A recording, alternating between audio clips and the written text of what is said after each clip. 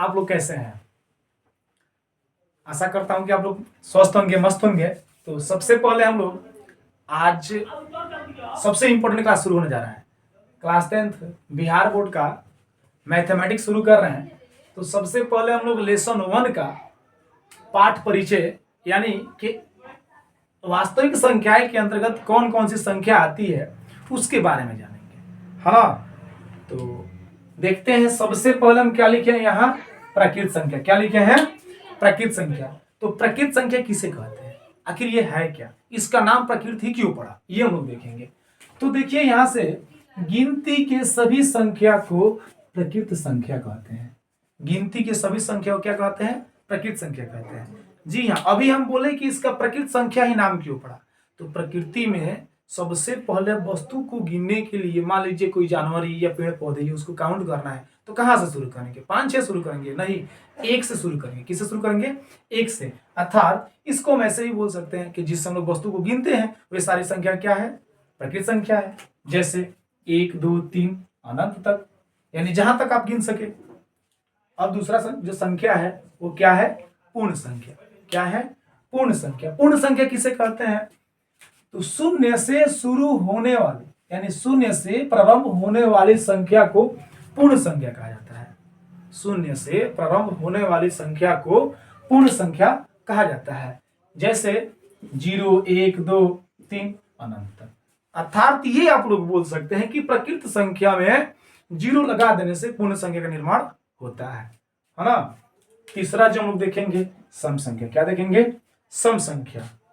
सम संख्या का परिभाषा क्या है? सम संख्या किसे कहते हैं? तो वे सारी संख्या जो 2 से, किससे? 2 से पूर्णतः विभाजित हो जाए। पूर्णतः विभाजित हो जाए सम संख्या कहलाती है।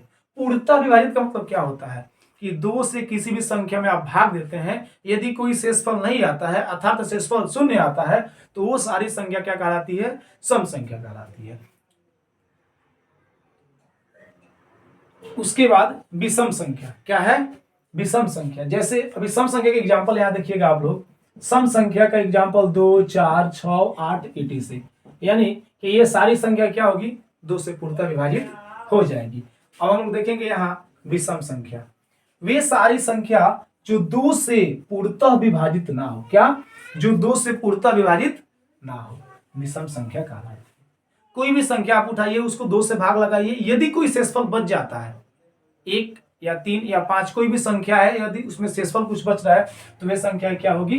विषम संख्या होगी। जैसे 1 3 5 etc, ये सभी संख्याएं क्या है? विषम संख्या है। इसमें किसी भी संख्या में आप भाग देंगे तो पूर्णतः विभाजित नहीं हो पाएगा। अब हम लोग देखेंगे भाज्य संख्या। क्या देखेंगे? भाज्य संख्या। इसको एकदम बारीकी से समझना है। वे सारी संख्या जो एक का मतलब 1 और खुद, एक और खुद के अतिरिक्त किसी और संख्या से विभाजित हो जाए, भाज्य संख्या कहलाती है या कही जाती है। अब समझना है क्या कि एक खुद और किसी और संख्या से, इसका मतलब क्या?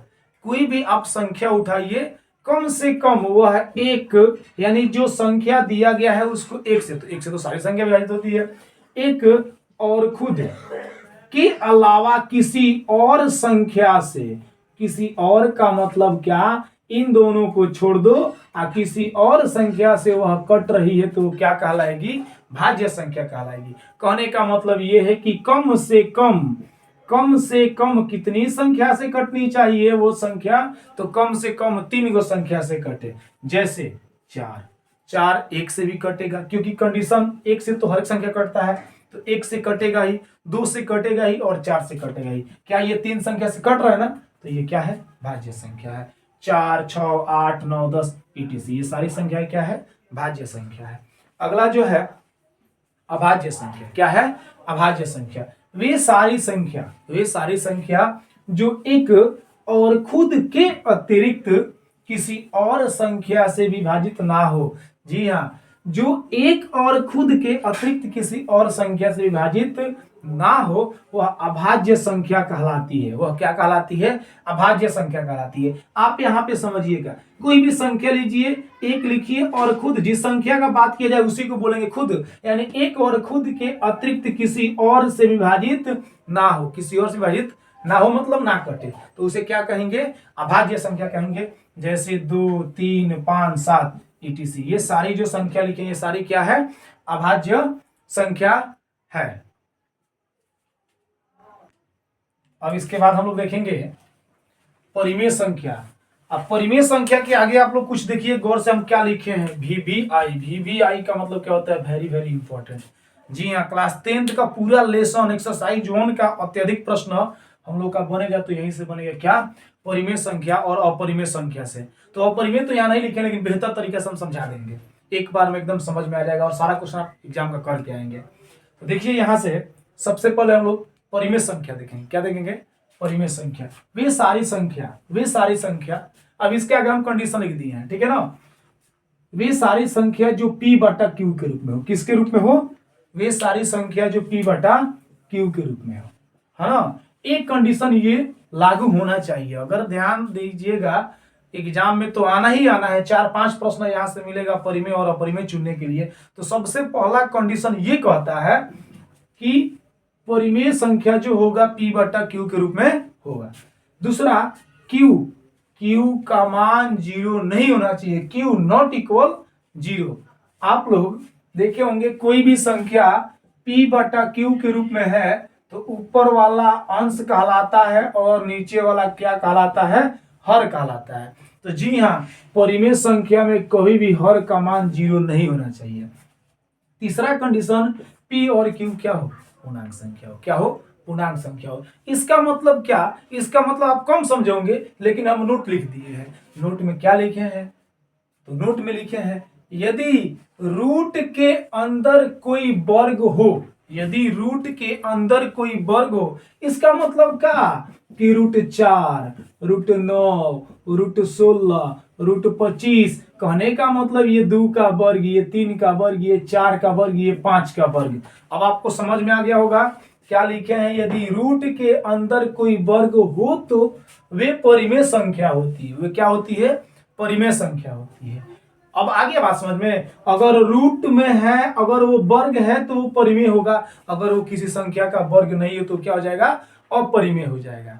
ठीक है ना? तो वही लिखे हैं P और Q क्या हो? पूर्णांक संख्या हो। एग्जाम्पल देखिए, 2/4, 0/4, 2/1, 1/√4। √4 ये कैसे हो जाएगा? तो 1 और √4 किसका वर्ग है? 2 का वर्ग है, etc, है ना? अब देखिए हम यहाँ अपरिमेय नहीं लिखे हैं, लेकिन अपरिमेय पूरा बढ़िया से समझ में आएगा। इसका कंडीशन क्या है परिमेय का? कि P बटा Q के रूप में होना चाहिए। Q नॉट इक्वल 0, यानी Q यानी कि हर का मान कभी भी 0 नहीं होना चाहिए। 0 नीचे नहीं होना चाहिए, बस। ऐसे अंश हर नहीं आता है समझ में, तो ये समझिए 0 नीचे नहीं होना चाहिए बस। इसके बाद क्या है? P और Q पूर्णांक हो, है ना? परिमेय और अपरिमेय चुनने पर एक विशेष ध्यान देना होगा आप लोगों को कि रूट वाला खूब कंफ्यूज करता है। ऐसे रूट में दे देगा और पूछेगा क्या कि ये कौन सी संख्या है। तो नीचे तो देखना, ये तो भाई वर्ग है, ये तो निकल जाएगा, लेकिन 3 किसी संख्या का वर्ग नहीं है। ये निकलने के बावजूद भी एक संख्या रूट में रह गया, अतः ये कौन सी संख्या होगी बाबू? तो ये होगी अपरिमेय संख्या। कौन सी संख्या होगी?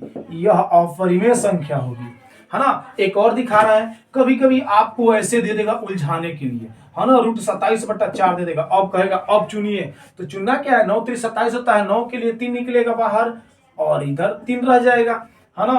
और ये 4। अभी भी ये कौन सी संख्या है? अभी भी ये अपरिमेय संख्या है, क्योंकि रूट में एक संख्या बच गया है। उम्मीद करते हैं कि परिमेय और अपरिमेय खूब बढ़िया से आया होगा समझ में। अब हम लोग क्या देखेंगे, इस लेसन से जो डायरेक्ट प्रश्न पूछता है क्या है कि यहाँ क्या लिखे हैं? की पॉइंट्स। जैसे सबसे अधिक बार पूछा है कि पाई क्या है, तो पाई एक अपरिमेय संख्या है। पाई एक क्या है? अपरिमेय संख्या है। इसके अलावा सबसे छोटी अभाज्य संख्या क्या है? 2 है। सबसे छोटी अभाज्य संख्या क्या है? 2 है। इसके अलावा दो लगातार सम संख्या का HCF क्या होता है? 2 होता है। दो को कोनो आप लगातार सम संख्या लीजिए, यहां हम दिखा रहे हैं इसका एग्जांपल। 2 ले लीजिए, 4 ले लीजिए, इसका HCF कितना आएगा बाबू? इसका HCF 2 दूना 4, 2 से कट गया। जी हाँ, इसका HCF कितना है? 2। तो 2 लगातार सम संख्याओं का HCF कितना होता है? 2 होता है। अगला जो है दो लगातार विषम संख्याओं का HCF क्या होता है, 1 होता है। आप कोई भी विषम संख्या लीजिए दूगो, और देखिए जैसे हम 3 लिए और 5 लिए, इसका HCF निकालेंगे, 3 एकम 3, यहाँ 2 बचेगा, यहाँ से 2 एकम 2, 1 बचेगा। जी हाँ, यहाँ से क्या आ गया, HCF आ गया 1। तो दो लगातार विषम संख्याओं का HCF क्या होता है, 1 होता है। सम बोले HCF तो क्या, 2, विषम बोले HCF तो 1। इसके अलावा जीरो क्या है, तो जीरो एक पूर्ण संख्या होती है। जीरो क्या होती है, जीरो एक पूर्ण संख्या होती है। और पाई का वैल्यू क्या होता है, 22/7 होता है। हम उम्मीद करते हैं कि वीडियो खूब अच्छा से आया होगा समझ में। अगर आपको वीडियो अच्छा लगे और पूरा समझ में आए तो चैनल को सब्सक्राइब और वीडियो को लाइक जरूर करें। और इसके आगे जो हम लाएंगे अपना पार्ट 2 इस लेसन का, वहां से हम लोग एक्सरसाइज शुरू करेंगे। और एक्सरसाइज का सारा प्रश्न हम लोग नहीं करेंगे, बस एक एक टाइप का प्रश्न हम लोग बेहतर ढंग से करेंगे। इस वीडियो में यही के लिए थैंक्स।